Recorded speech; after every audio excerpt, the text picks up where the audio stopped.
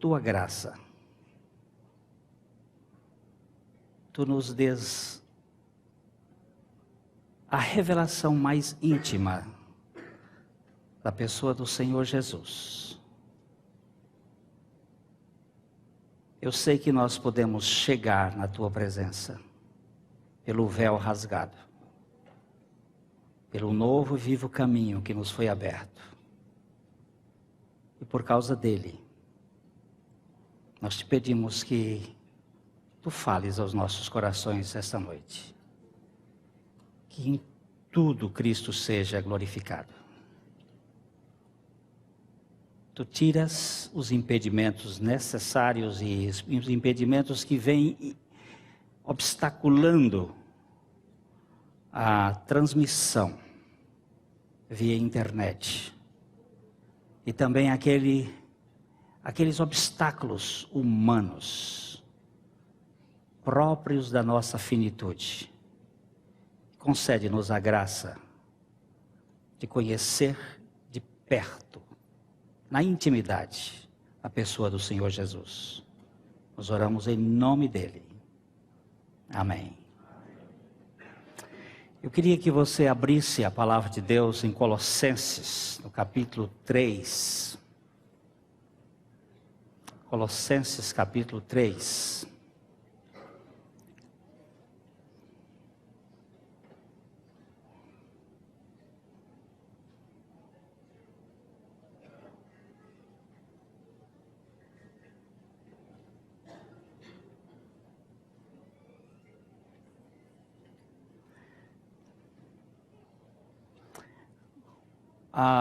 O apóstolo começou um pouco antes, falando assim: se, no capítulo 2, no verso 20, se morrestes com Cristo, para os rudimentos,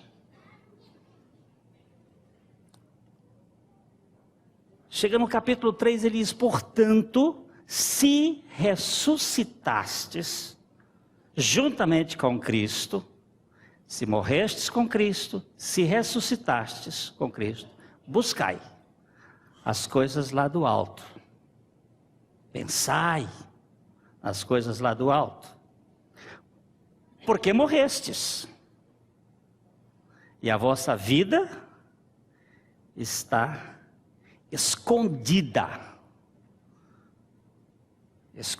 com Cristo em Deus. Quando Cristo, que se manifesta como a vossa vida, e quando Ele se manifestar como vossa vida, então vós vos manifestareis com Ele em glória. Nesse ponto ele começa e diz assim: fazei, pois, morrer a vossa natureza terrena. Então ele cita uma série de aspectos da natureza terrena: prostituição, impureza, lascívia, desejo carnal, maligno, avareza, idolatria, e vai chegando, e chega aqui no ponto: agora porém, despojai-vos, verso 8, igualmente de tudo isto: ira, indignação, maldade, maledicência, linguagem obscena do vosso falar. Não mintais uns aos outros, uma vez que vos despistes do velho homem,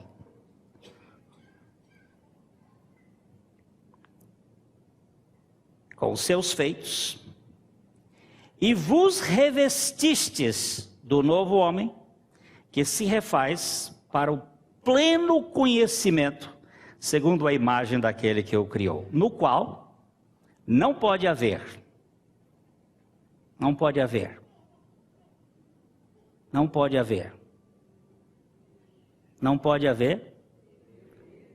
o que é? Grego, nem judeu, nem circuncisão, nem incircuncisão, nem bárbaro, nem cita, nem escravo, nem livre, mas Cristo é tudo em todos. Esse é o feixe. Cristo é tudo em todos. A suficiência de Cristo. O ser humano, ele está contaminado de uma coisa que eu gosto dessa palavra, teomania. Gosto dessa palavra. Ela é composta de teo, Deus, e mania, uma espécie de obsessão, de loucura, de desejo incontrolável, mania de ser Deus. Este veneno que a serpente inoculou lá no jardim. É como ser um desejo de onipotência que existe dentro do homem. De autonomia, de autocoroação, de independência. Todo ser humano já nasce envenenado com estes desejos. Você não precisa, como disse o Ernie a respeito do Benjamin, o filhinho dele que já trazia a desobediência com 1 hora de nascido. Também nós trazemos esta possessividade. A primeira palavra que a criança aprende, aforante, mamãe, é meu. A posse, o desejo de controle, de dominação. Essa é a nossa história.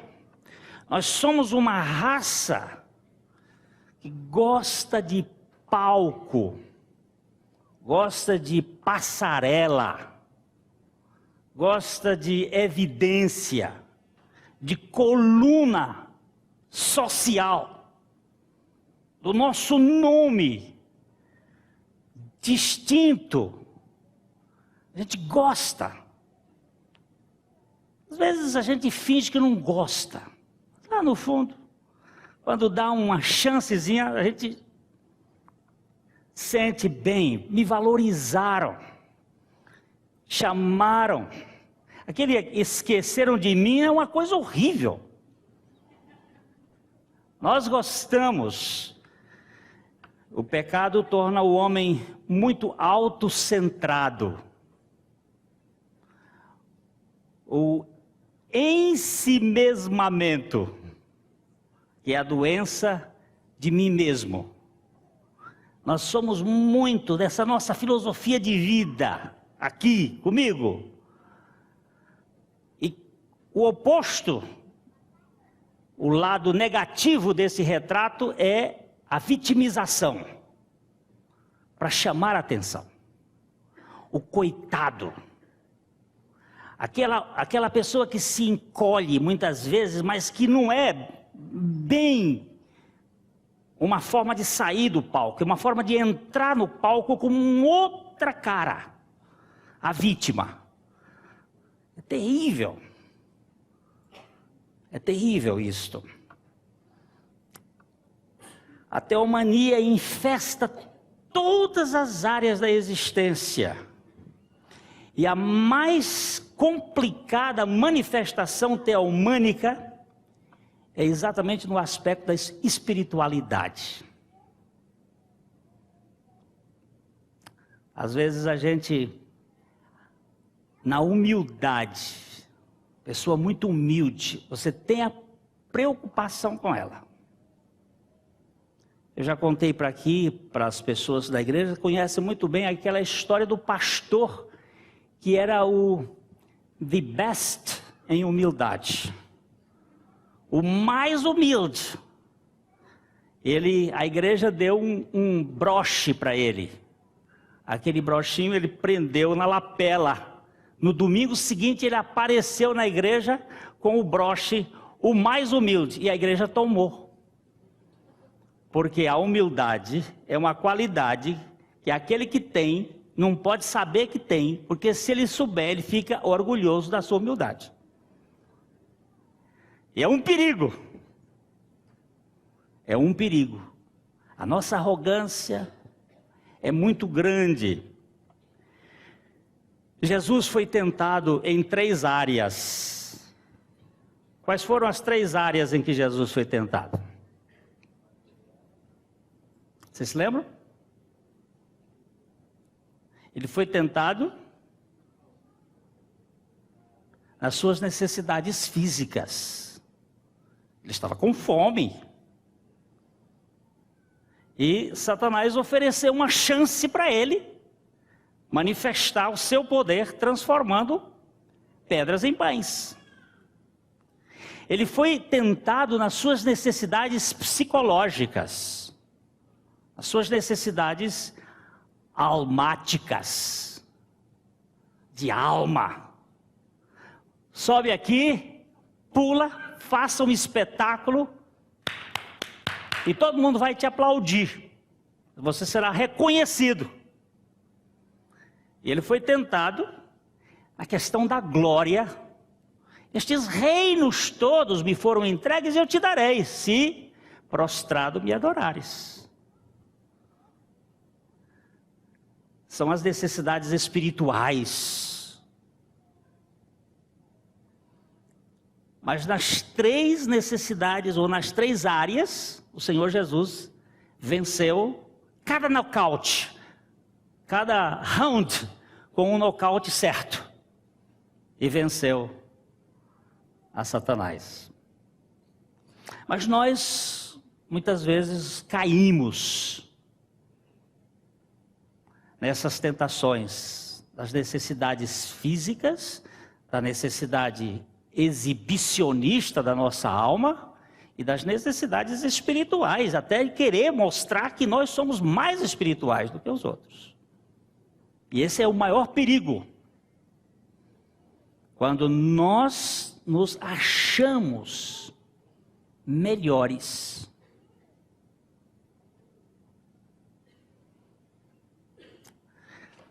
Já estamos mais maduros. A Anésia disse aqui no início que ela se sente tão rasa e com uma necessidade tão profunda, e eu fiquei pensando ali, e eu estou me sentindo ainda mais. Gosto muito desta oração, uma oração que foi feita por um cristão da Idade Média, que ele diz assim: do medo que me separa da verdade, da preguiça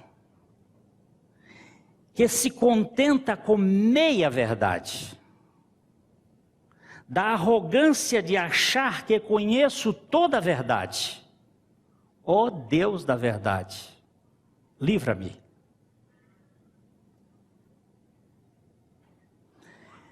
Do medo que me separa da verdade. Muitas vezes nós temos medo da verdade. E a gente fica tratando com determinadas coisas assim, apalpando, para não desagradar pessoas. Quando a gente se contenta com a meia verdade. Por exemplo, Cristo morreu por nós, é verdade? É verdade, mas isso não é a verdade toda. A verdade toda é que Ele, ao morrer por nós, nos levou a morrer com Ele. A morte dele foi substitutiva, mas também foi inclusiva. Nós fomos parceiros daquela morte. E pregar um lado é verdade, mas pregar o outro é omissão. Não pregar o outro é omissão. E nós temos visto hoje num cristianismo que enfoca apenas o lado objetivo da morte de Cristo, mas subtrai o lado subjetivo da nossa experiência. E com isto, nós roubamos a verdade. É verdade que Cristo morreu por nós, aleluia. Mas é verdade também que nós morremos com Ele. E isso tem sido muito enfocado. Hoje o irmão Dino bateu nesse assunto de Romanos capítulo 6, mostrando o lado inclusivo de nossa morte com Ele. E nós não podemos omitir a suficiência de Cristo. Ele é totalmente suficiente e totalmente eficiente, realizando uma obra plena, total. Então, queridos, nós precisamos ser tratados. Por quê? Porque joio e trigo é muito parecido. Joio parece trigo. Quando nós estivemos lá em Israel, eles nos mostraram uma plantação que tinha joio. E eu fiquei admirado com a semelhança do joio. Mas tem duas coisas que o joio não faz. Ele não tem grãos no cacho. E a outra coisa é que ele se enraiza muito na terra. Ele não solta as raízes. Ele fica grudado na terra. O trigo, quando amadurece, fica fácil de arrancar. Você tira, porque ele já está querendo ir para o outro lado. Mas o joio não, ele fica agarrado com a terra. Como é que a gente vai saber que uma pessoa é joio ou trigo? A gente vai caminhar um pouquinho. Duas coisas muito semelhantes: humanismo e cristianismo.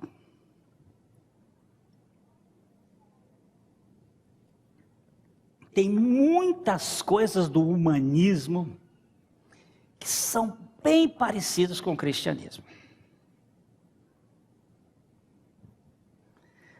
Aqueles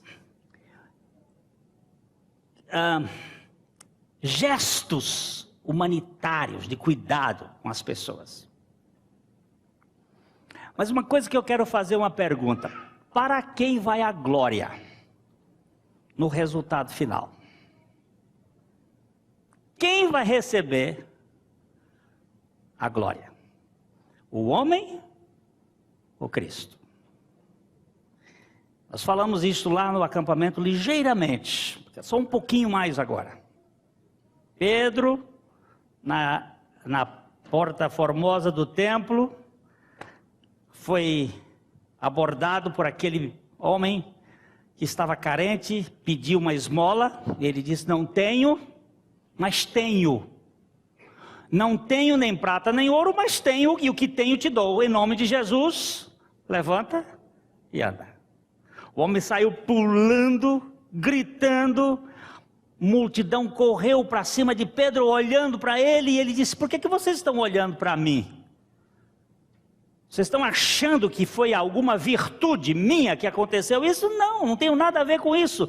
Isto foi o nome de Jesus que deu fé a este homem, e ele creu, e aconteceu isso. O que foi que Pedro fez? Ele foi o canal, ele foi o cano, onde a água do Espírito agiu, mas ele sai de cena e põe a glória no Senhor.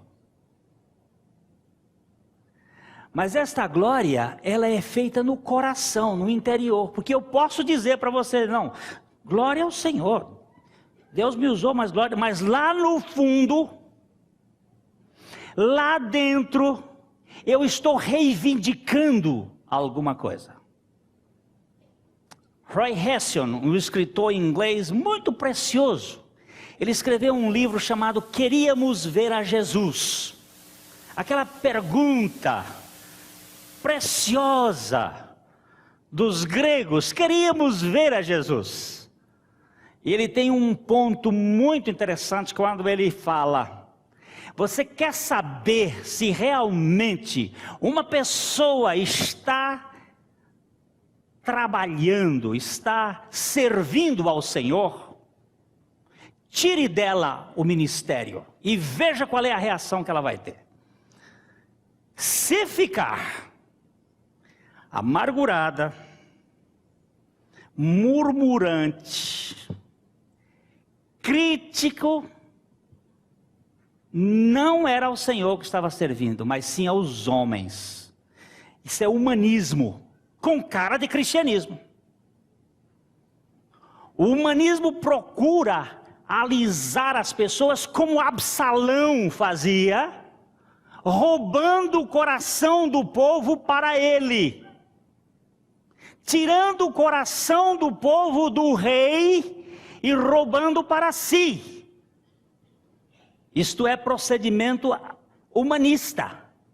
Vai visitar a pessoa, alisa a pessoa, cuida da pessoa, para que a pessoa faça parte do seu sistema, do seu partido político, religioso, não para Cristo.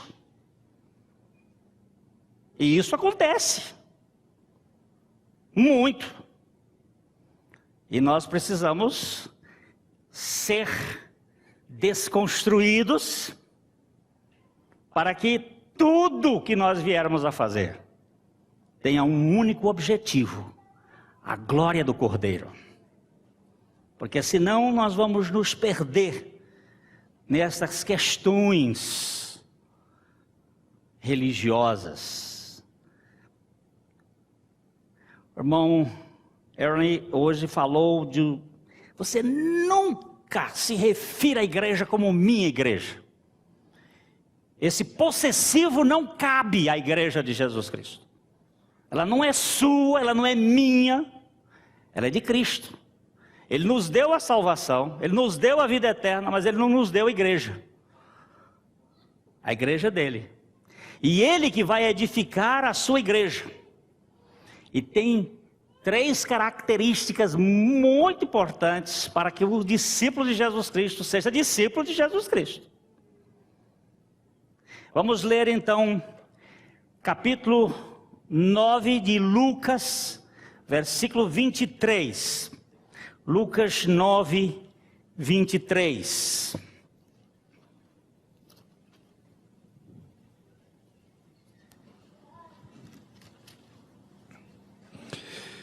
Dizia a todos: se alguém quer vir após mim, a si mesmo se negue, dia a dia tome a sua cruz e siga-me.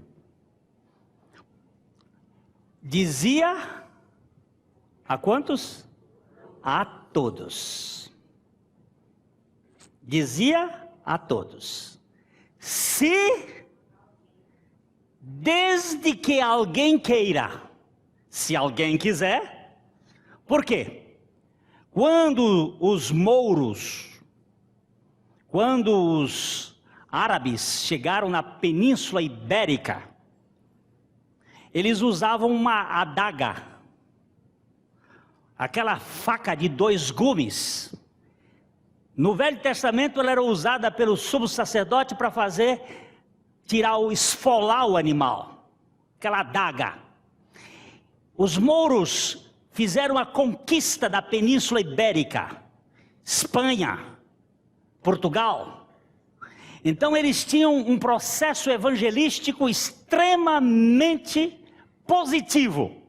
Ele punha a adaga no pescoço do camarada e dizia: ou crê ou morre. Qual a chance? A evangelização mais eficaz.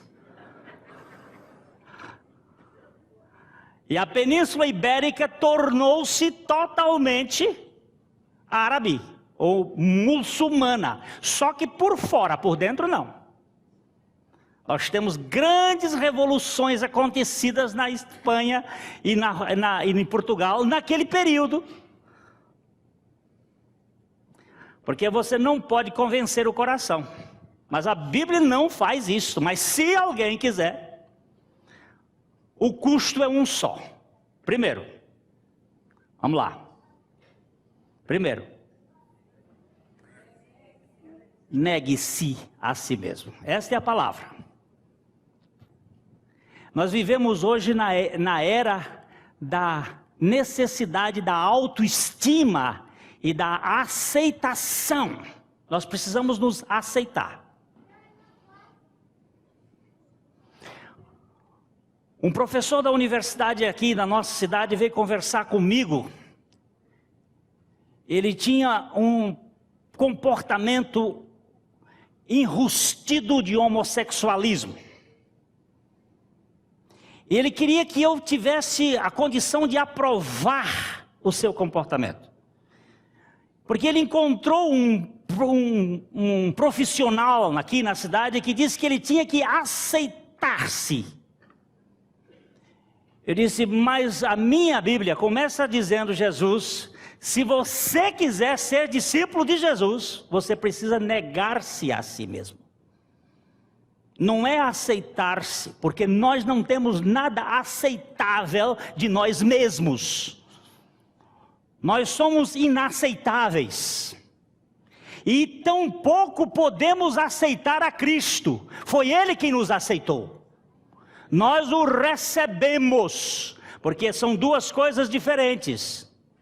Eu tenho batido muito nisto aqui com a nossa comunidade sobre este ponto. Aceitar e receber são duas palavras que são muito parecidas, mas são bem diferentes. Por exemplo, você aceita o mendigo recebe esmola, não aceita esmola. O político não recebe propina, aceita propina. Qual é a diferença? O mendigo não tem jeito, ou ele recebe, ou ele morre. E o político podia não receber a propina. Ele podia não receber, porque se ele aceita a propina. Ele aceita. O mendigo recebe, o político aceita. Uma pessoa está lá, sofreu um acidente, veio um carro, bateu nela, está lá no carro, a moto no chão, e ele sangrando. Chega a ambulância, chega como é que chama esse negócio aqui? O SIAT. Chegou o SIAT, desce o médico e diz assim, vamos cuidar disso. Não, eu não aceito. O que é isso? Eu nunca vi falar isso. Eu estava lá no estado do Rio, na praia, e tinha um salva-vidas, um bombeiro. E eu perguntei, ele disse, senhor bombeiro, o senhor já salvou muitas pessoas? Ele disse, já. O senhor já salvou uma pessoa que não quisesse ser salva?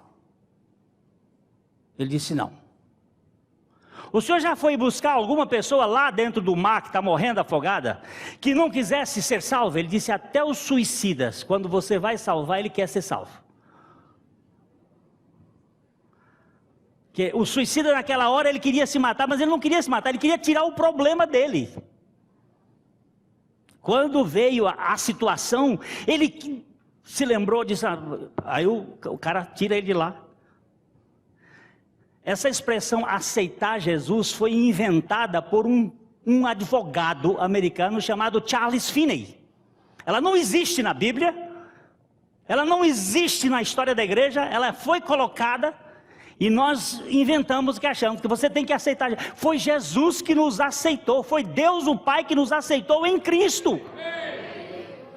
Agora nós recebemos os benefícios disto como algo irrecusável da graça de Deus.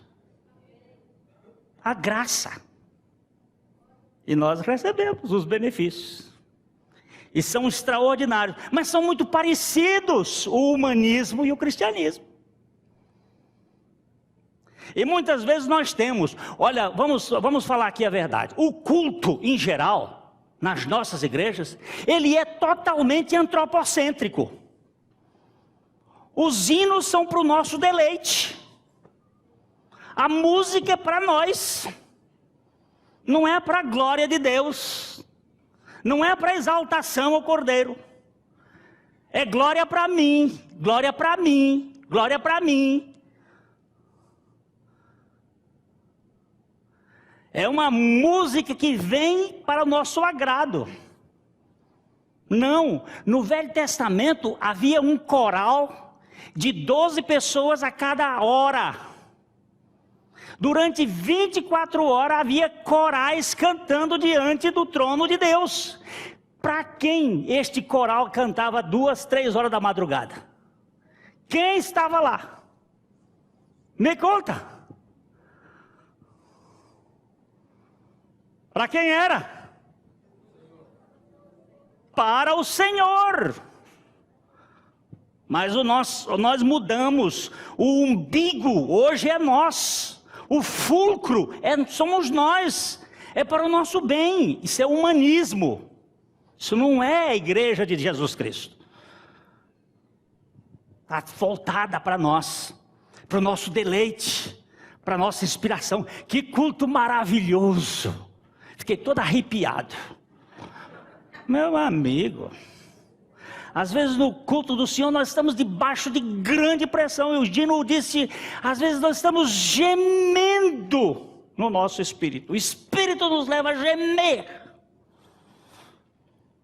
E ainda profunda comunhão com Deus, o Pai e com o Espírito. Então, queridos, nós temos que verificar, renuncie-se a si mesmo. Tome a sua cruz. Tome a sua cruz. Não. Tome a sua cruz. Dia a dia. A cruz é muito parecida com o maná. O maná tinha que ser apanhado todo dia. Senão ele estragava, só na sexta-feira. Para o descanso do sábado. O maná era dia a dia. E a cruz é dia a dia. E mais ainda. É sempre, é diuturna. É um levar o morrer de Jesus. Para que a vida de Jesus se manifeste em nosso corpo mortal. Renuncie-se a si mesmo. Tome a sua cruz e o siga-me está aqui. Às vezes nós temos que cutucar a pessoa. Eu falei lá, qual é a diferença entre Minhocuçu e Jararaca? Hã? Um encolhe e a outra ataca, né? Até rimou. O Minhocuçu você pega, corta ele, vira... A Bíblia, você já pescou com Minhocuçu? Já. Você já foi mordido de Minhocuçu? Não. Não é. Minhocuçu parece uma cobra. É um minhocão. Mas pega uma tirapeia. Que é uma tirapeia? Uma jararaquinha pequenininha, linda. Linda. Mas o nome já é tira-a-peia. Porque os cavalos antigamente, eles prendiam do pé para a mão, para ele não andar, era na solta, nas caravanas do Brasil, bandeirantes, não tinham roças. Então prendia aqui e o animal andava assim. Para não andar muito rápido, fazia uma peia. Na hora que aquela jararaquinha picava, podia tirar a peia, porque ela não andava mais, morria ali. Pequenininha, linda, uma maravilha de beleza. Mas um veneno só perde para o veneno do homem. veneno da língua do homem é mais mortal do que a áspide cuspideira, do que uma crotálicas terríficas, do que uma botrópica, do que uma laquésica. Ai, hoje eu achei veneno aqui para valer.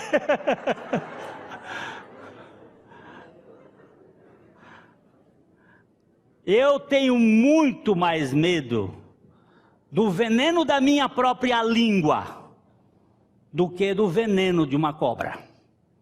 E tem muito mais gente aleijada, deformada, por causa de palavras malditas, do que gente picada de cobra.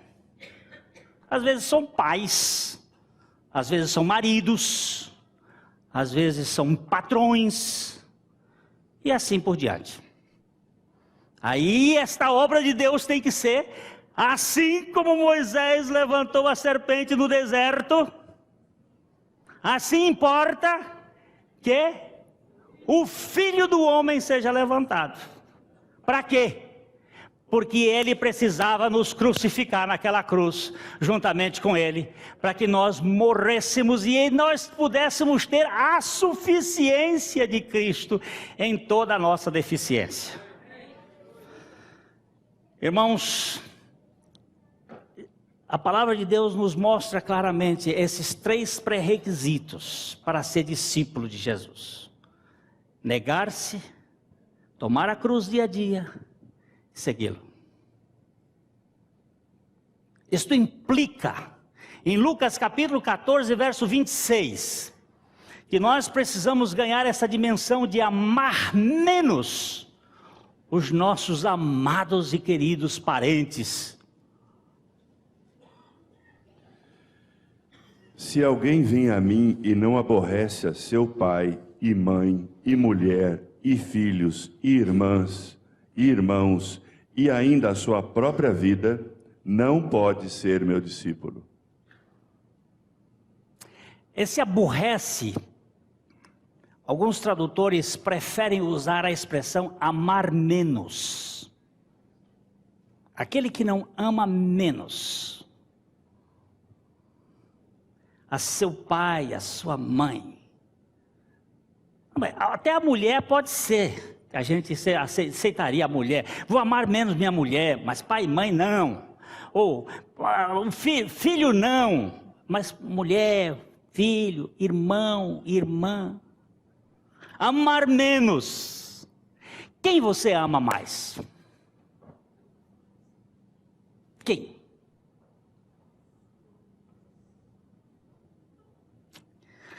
Oh, meus irmãos, eu já contei isso aqui porque para mim essa foi uma das maiores lutas no meu interior. O meu Benjamin era o Leonardo, meu filho. 1 ano de vida, lindo. A coruja acha que o filho dela é o mais bonito. Mas ele era lindo, aquele cabelinho de anjo barroco, de Rafael. Lindo. E eu, gordo, orgulhoso com o filho no braço. Entrava aqui na igreja, parecia... Mas que criança linda, pastor. Eu digo, é meu filho. Meu filho, foi eu que fiz. Olha a minha genética. Não dizia assim, irmãos, eu não sou tão estúpido. Dizia aqui dentro, mais burro ainda. Você não diz na boca, mas diz no coração. Orgulhoso. Estou lá em casa, orando um dia, e Deus disse assim: este menino é um ídolo na sua vida.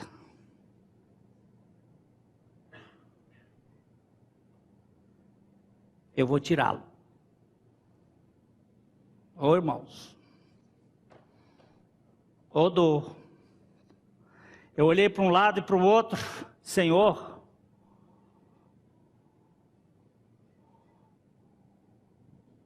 não, Senhor, pode levar.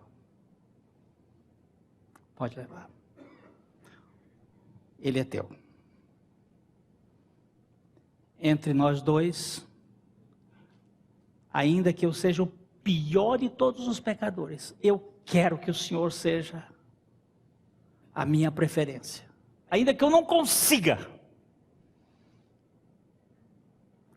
Eu gostaria que o Senhor fosse o único. Eu não vou conseguir, mas se o Senhor fizer esta obra, eu te quero. Preferencialmente a meus filhos, a minha esposa. Foi com lágrimas e ele me falou, agora ele fica. Isaac está sobre o altar. E está lá. Ele é do Senhor. Não é meu. Pertence ao Senhor. Está conosco, mas não é nosso. É do Senhor. Pertence ao Senhor. Ele ainda não está experimentando a vida de Deus, mas eu tenho certeza de que ele será do Senhor. Porque há uma palavra de Deus que diz, e todos os teus filhos serão discípulos do Senhor, e a paz dos seus filhos será abundante. Deus não põe palavras para que não sejam cumpridas. E não é só para Jerusalém, não é só para Israel, é para o Israel de hoje. E nós temos certeza de que os nossos filhos serão discípulos do Senhor. Irmãos, nós precisamos entender que nós não podemos amar os nossos mais do que ao Senhor. Se os nossos estão sendo impedimento, é por isso ele não está sendo a suficiência. Temos que deixar lá diante do altar o nosso Isaac. Marido, às vezes a mulher, é a esposa, é o filho, é alguém, a gente precisa colocar lá diante do Senhor. Bem nesse mesmo texto, no verso 29, ele fala de novo da cruz, verso 27, capítulo 14, verso 27. E qualquer que não tomar a sua cruz e vier após mim, não pode ser meu discípulo. Olha a palavra tomar a sua cruz. Irmão Erwin tem falado sobre a nossa cruz e a cruz de Cristo. Eu não vou contradizê-lo, mas vou dizer o seguinte, que a nossa cruz e a cruz de Cristo, elas são muito semelhantes. Porque a cruz que Cristo levou era a nossa. E a nossa que nós levamos era aquela que Cristo levou. Para que nós também experimentamos o morrer. Cruz, irmãos, eu entendo assim. É uma questão de interpretação. Cruz não é lugar de sofrimento, é lugar de morte. Fardo é lugar de sofrimento, torturas neste mundo, lugares de sofrimento. No mundo tereis tribulações, aflições. Cruz, gosto muito da expressão de Dr. Tozer. Quando aquelas pessoas pegavam a sua cruz, eles sabiam que iam morrer. Ia ter fim, ia acabar. E eu gosto deste poema, que para mim, eu coloquei inclusive num dos nossos livros. Disse um poeta um dia, fazendo referência ao mestre amado, o berço que ele usou na estribaria, por acaso era dele? Era emprestado. E o manso jumentinho, em que em Jerusalém chegou, montado e palmas recebeu pelo caminho, por acaso era dele? Era emprestado. E o pão, o suave pão, que foi por seu amor multiplicado, alimentando toda a multidão, por acaso era dele? Era emprestado. E os peixes que comeu junto ao lago e ficou alimentado, esse prato era seu? Era emprestado. E o famoso barquinho, aquele barco em que ficou sentado, mostrando à multidão qual o caminho, por acaso era dele? Era emprestado. E o quarto em que ceou ao lado dos discípulos, ao lado de Judas que o traiu, de Pedro que o negou, por acaso era dele? Era emprestado. E o berço tumular, que depois do Calvário foi usado, de onde havia de ressurgir, o túmulo era dele? Era emprestado. Enfim, nada era dele. Mas a coroa que ele usou na cruz, e a cruz que carregou, e onde morreu, essas eram de fato de Jesus. Isso disse um poeta certo dia, numa hora de busca da verdade, mas não aceito essa filosofia que contraria a própria realidade. O berço, o jumentinho, o suave pão, os peixes, o barquinho, o quarto e a sepultura eram dele, a partir da criação. Ele os criou, assim diz a Escritura. Mas a cruz que ele usou, a rude cruz, a cruz negra e mesquinha, onde os meus crimes todos expiou, essa cruz não era sua, essa cruz era minha. Essa cruz era minha, muito minha. Ele morreu a minha morte, ele morreu a sua morte. Agora nós levamos a nossa cruz. O que é? O morrer de Jesus diariamente. Os efeitos deste morrer. E muitas vezes nós levamos um dia e outro dia não. E aí ele, na sua graça, eu perguntei, irmão Dino, por que existia uma segunda Páscoa, um mês depois da primeira Páscoa? A primeira Páscoa acontecia no dia 14 de Nisan. Um mês depois, uma segunda Páscoa. Por quê? Aí o irmão Dino disse, ô irmão Glênio, o nosso Deus é tão gracioso. Sabe por quê?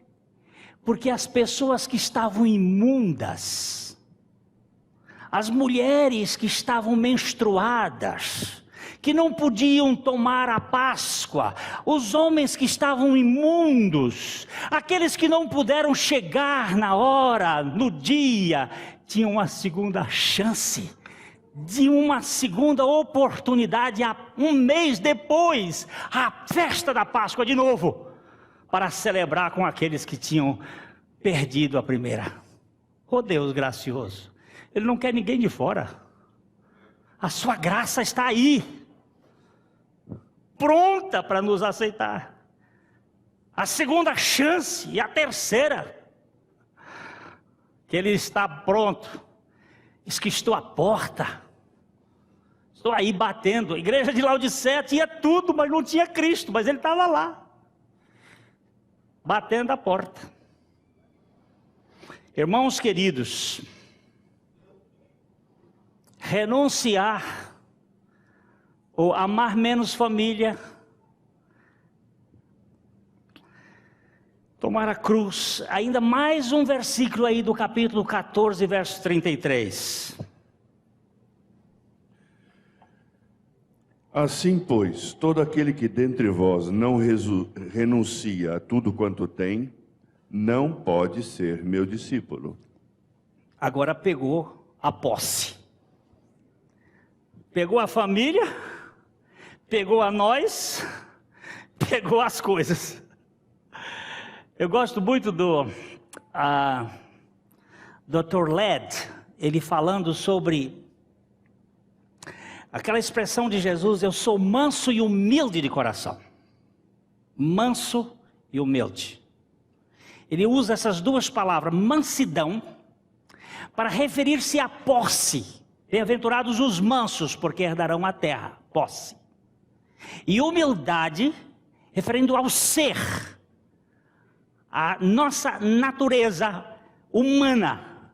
Humildade, referindo ao nosso ser. Duas grandes coisas, ter e ser, fazem com que nós fiquemos numa luta. E agora nós precisamos render diante do Senhor, para que Ele seja o nosso tudo. Qual é o seu patrimônio? Cristo é o quê? É tudo em todos. É tudo. Quando é que Cristo vai ser tudo para mim e para você? A suficiência de Cristo só pode ser experimentada depois que houver a nossa completa renúncia. E muitas vezes nós não conseguimos renunciar. E aí vem os benditos fracassos patrocinados pela graça. O que são esses fracassos patrocinados pela graça? Pedro, por exemplo. Pedro virou para Jesus e quis mostrar para ele que, ó Jesus, o senhor pode confiar em mim. Todos podem te trair. Mas o senhor conta comigo que o senhor não vai se decepcionar, porque eu serei fiel. E olha, o senhor pode ter certeza. E Jesus disse para ele assim: Pedro, antes que o galo cante, você vai ver um negócio subir na sua cabeça. O galo vai cantar na sua cabeça. Você vai me trair 3 vezes. Você vai me negar 3 vezes. E ele era tão persuasivo que ele influenciou os outros discípulos. E os outros discípulos também disseram: nós não vamos fazer isto. 1, 2, 3. Não foi muito tempo depois. Na beira da fogueira, estava lá Pedro negando o Senhor. Estava lá Pedro negando o Senhor. O Senhor olhou para Pedro, ele saiu dali e chorou amargamente. Quando o Senhor ressuscita, a primeira coisa que ele diz: olha, vocês vão para a Galileia e fala para Pedro. Engraçado que ele não mandou falar para ninguém. Fala para Pedro. Eu preciso me encontrar lá com eles. Na hora que Jesus se encontra com Pedro, o Senhor diz para ele: Pedro, você me ama? Cuida das minhas ovelhas. Pedro, você me ama? Vai cuidar das minhas ovelhas. Pedro, você me ama? Jesus não critica. O Evangelho é restaurador. Ele lembrou que ele não ia ser nada mais do que um fracassado. Mas o Senhor estava lá, pronto, para restaurar aquela vida.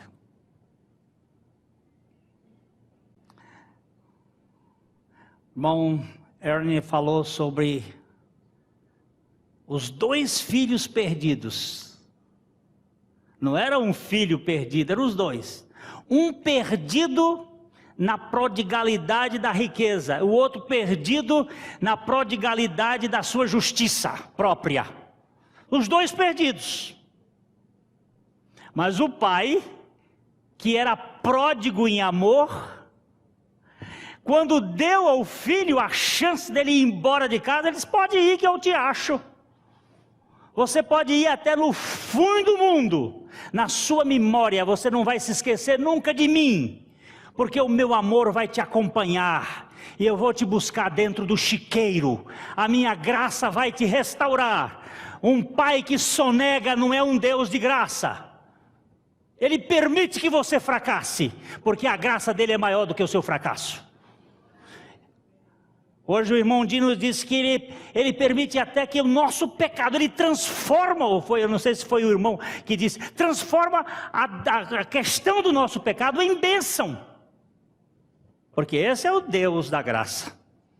Esse é o Cristo suficiente. É o Cristo que faz essa obra extraordinária. Pedro fracassou, mas Jesus não o condenou e o restaurou. E ele estava lá no primeiro dia da igreja, com a chave abrindo as portas da salvação do reino de Deus. Este Deus que restaura homens miseráveis. Como disse o irmão Early, que ele foi achado no lixo. E eu fui no lixo mais de baixo, onde Deus me achou. Tinha um lixo pior. Eu tenho que fazer uma disputa com Paulo quando eu chegar no céu. Paulo diz que ele é o príncipe dos pecadores. E eu acho que sou eu. Então nossa disputa nós vamos fazer lá no céu. Porque não existe, irmão. Deus tem me mostrado e tem me deixado fracassar, para Ele me mostrar cada vez mais do que é a sua graça. Eu gosto muito dessa expressão de Philip Yancey, que ele diz: não há nada que eu faça que possa aumentar o amor de Deus para comigo, e não há nada que eu faça que possa diminuir o amor de Deus para comigo, porque Ele me ama com amor eterno. E é o seu amor que me faz mudar. A bondade de Deus é que te traz o arrependimento. Não é a severidade de Deus, é a bondade de Deus. Irmãos, nós precisamos conhecer este Cristo suficiente, a graça nos levando a ter reveses, patrocinando reveses para nós. Fracasso. Por conta de quem? Para quebrar este homem velho, este homem duro e resistente, que às vezes pensa que pode fazer a coisa de Deus. Ô Senhor, o Senhor quebra, mas não desiste de mim.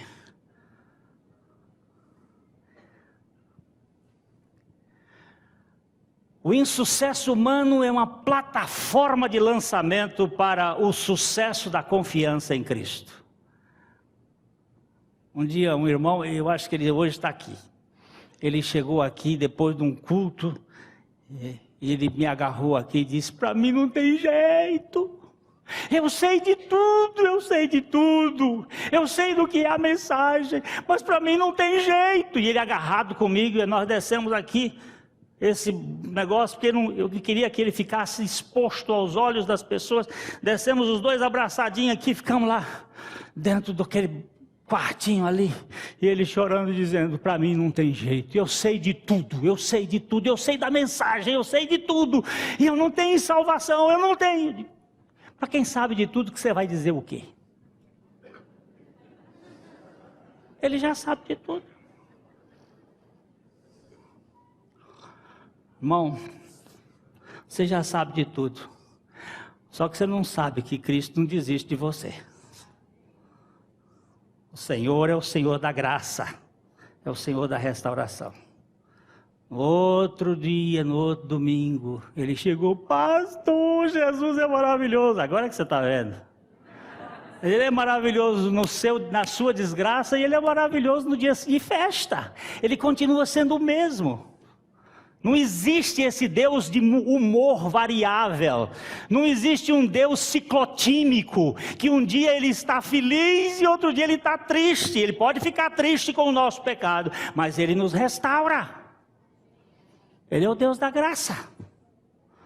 Então a nossa suficiência está exatamente: Cristo é um cavalheiro, é um gentleman, que sabe como nos levar com jeito, fracasso aqui, fracasso lá, até que a gente se renda e diz: Senhor, Tu és tudo. Eu me rendo diante da Tua suficiência. A suficiência de Cristo é o resultado da nossa total desistência. Ainda não desistiu? Joga logo a toalha, criatura. Eu gosto de, às vezes, assistir luta de boxe. E o cara tá lá, pá, e vai. De repente a cara do outro tá, e o treinador, com aquele gesto de misericórdia, pega a toalha e joga. E o juiz, pum, para. Para de lutar, idiota.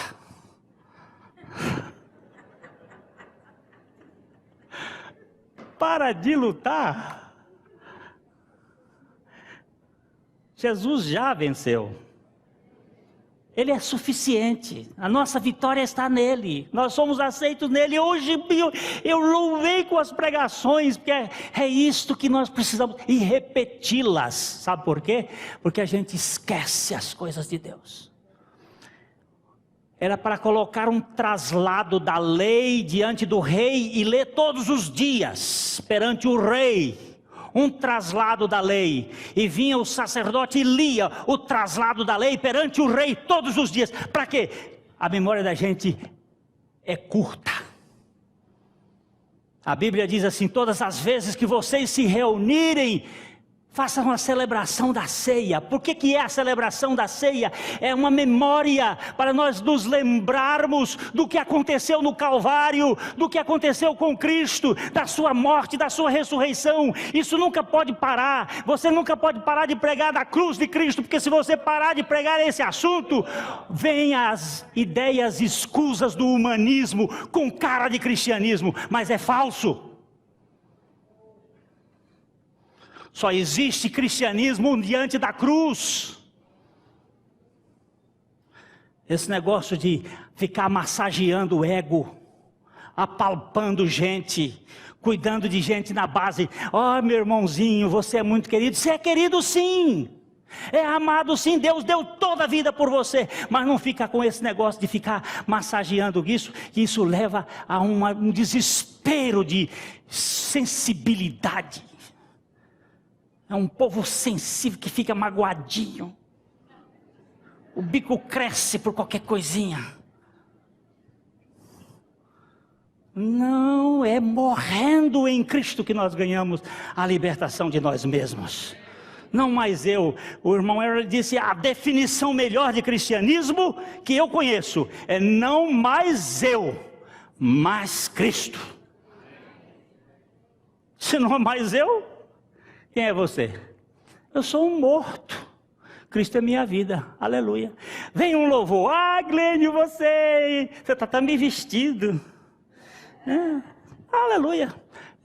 Pronto, é Cristo. Você é um safado, sem vergonha. Bom, Ele já me perdoou. Cristo já me salvou. Que eu vou ficar preocupado com sua crítica? Não tem mais nada para ficar discutindo. Nem os seus louvores, nem a sua crítica. Cristo é a nossa vida. É isso, eu entendo assim, não sei. Eu vejo, irmãos, que a igreja de Laodiceia, como eu estava dizendo, é uma igreja que tem tudo. Mas o começo das coisas começa assim. Esqueceste lá em Éfeso o teu primeiro amor? E cá, já Jesus nem na ceia estava do lado de fora, querendo entrar. A igreja estava bonitinha, tinha tudo. Tinha som, tinha ar-condicionado, tinha templo, tinha... E Jesus? Cadê Jesus? Cadê Jesus? Batendo, porque ele também não desiste. A igreja é minha. Vocês estão querendo fazer da minha igreja aí um pacote de saco de gato, mas vocês não vão fazer não. A igreja é minha. E eu tenho aqueles que vão se arrepender. Eu tenho aqueles que vão se voltar para mim. Eu tenho uma igreja. Vocês podem ter um clube social, um clube religioso de final de semana, mas a igreja é minha. Vocês não vão fazer bagunça na minha igreja não. E eu vou ter os meus. Irmãos, Jesus é suficiente. Nós temos um Cristo suficiente. E começa exatamente nesse esvaziamento. E para esvaziar, ele não tem muita pressa, mas ele vai. Vai esvaziando. A gente encontra alguns irmãos que levam mais tempo. Outros são mais rápidos, mas chegam a um ponto de dizer assim, estou aqui rendido. Não tenho mais direito. Um humanista não pode ser um cristão autêntico. Um humanista não pode ser um cristão autêntico. E um cristão autêntico é humano, mas não é humanista. Ele é bastante humano, bastante sensível, mas não é humanista. Não faz politicagem, não faz coisas por detrás dos panos, não faz negociata, porque ele tem um Cristo a quem deve todas as coisas. Um pouquinho mais, já estou acabando. Uma pessoa talentosa tem dificuldade de se desestimar. E sem a desestima não se pode ter uma estima do alto. Alto com L, não alto. Autoestima é o perigo. Nós precisamos ter a estima que vem de cima, de Deus. E não essa autoestima que enche o nosso ego, que deixa o nosso ego obeso.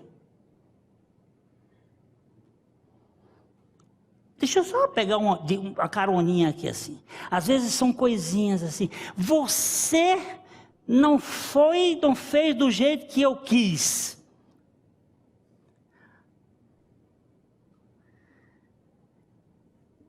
Banda. Tem banda na igreja, banda e bando. E aí um fica valorizando mais um do que outro. Gente, por favor. É morto para tudo. Tem direito, não é Cristo, Cristo, Cristo. Não eu, mas Cristo seja sempre honrado. Eita litania boa, litania. Do século XII, essa litania. Ó Jesus manso e humilde de coração, ouve-me. Livra-me, Jesus, do desejo de ser estimado, do desejo de ser amado, do desejo de ser exaltado, do desejo de ser honrado, do desejo de ser louvado, do desejo de ser preferido a outros, do desejo de ser consultado, do medo de ser humilhado, do medo de ser desprezado, do medo de ser esquecido, do medo de ser ridicularizado, do medo de ser prejudicado, do medo de ser alvo de suspeitas. E Jesus, concede-me a graça, que outros possam ser mais amados que eu, que outros possam ser mais estimados que eu, que na opinião do mundo outros possam crescer e eu diminuir, que outros possam ser escolhidos e eu posto de parte, que outros possam ser louvados e eu passe despercebido, que outros possam ser preferidos a mim em tudo, que outros possam tornar-se mais santos do que eu, contanto que eu me torne tão santo quanto o Senhor pode me fazer. Ah, isso aqui é coisa séria. Isso era gente que sabia o que queria. Não estou querendo palco, eu estou querendo Cristo. Eu estou querendo Cristo. Irmãos, nós estamos diante de um mundo terrível. Eu tenho feito essa oração de F.B. Meyer. Essa oração foi a Nancy que me deu. Eu anotei na minha Bíblia.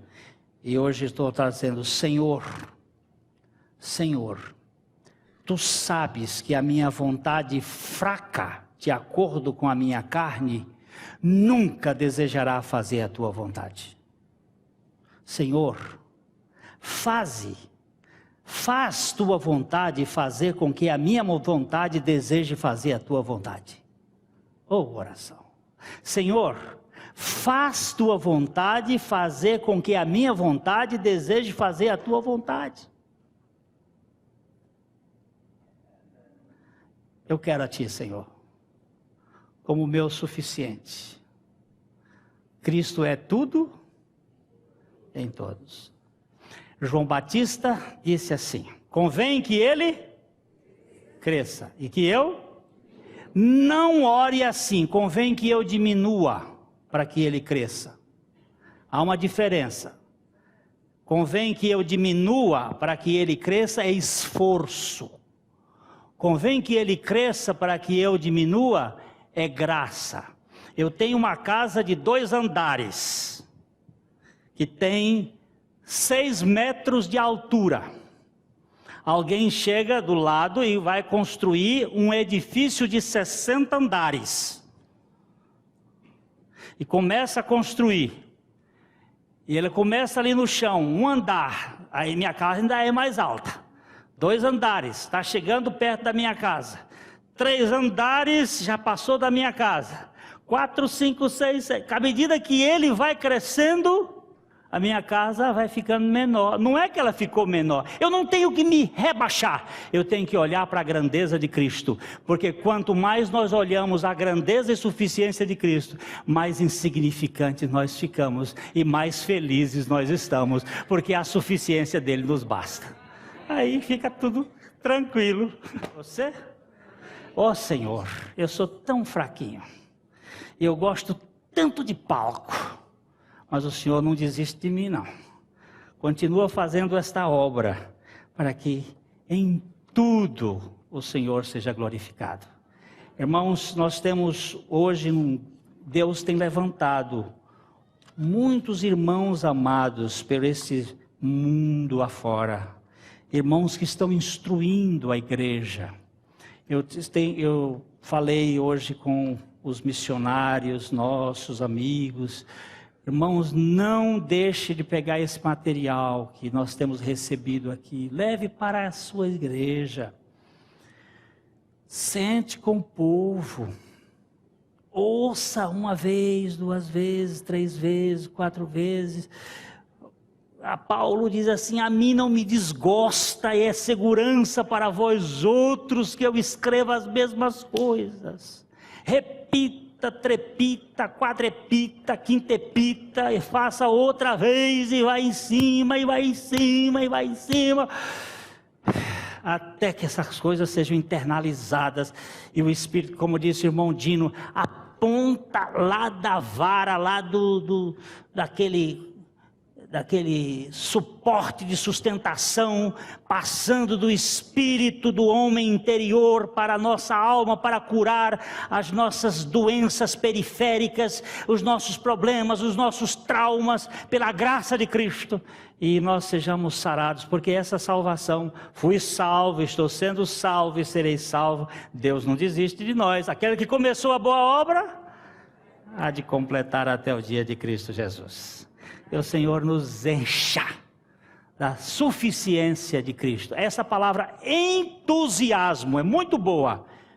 Se teomania é horrível, porque é você com mania de Deus, entusiasmo é você estar cheio de Deus. Entheos, cheio da graça de Deus, cheio da misericórdia de Deus, para que nós possamos crescer.